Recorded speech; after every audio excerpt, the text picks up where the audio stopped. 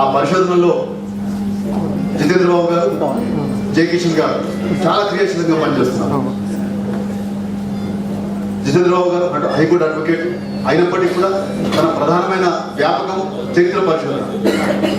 అనేక గ్రంథాలు ప్రచురించిండు, చాలా ప్రాచీన సాహిత్యం మీద సాధికారికమైన అద్భుతమైన పరిశోధనలు చేసిండ్రు, అనేక పుస్తకాలు ప్రచురించిండ్రు.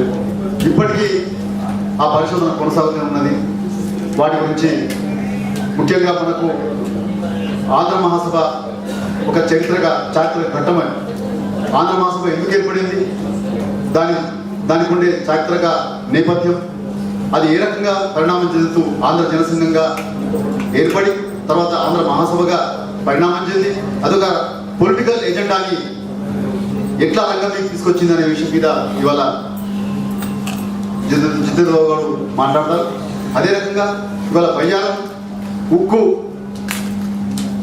ముడి సరుకును తరలించిపోతున్న ఈ సందర్భంలో అసలు తెలంగాణ ఎంతటి ఉక్కు పరిశ్రమకి నిలయంగా ఉండింది.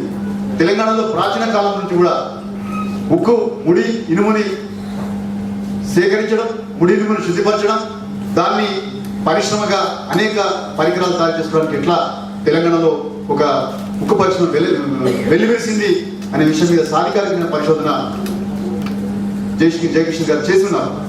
దానికి సంబంధించిన బుక్ కూడా తెలుగులో ఇంగ్లీష్లో ప్రచురితమైంది.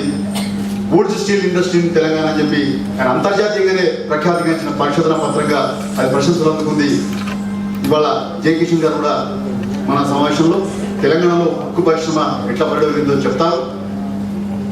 మొదట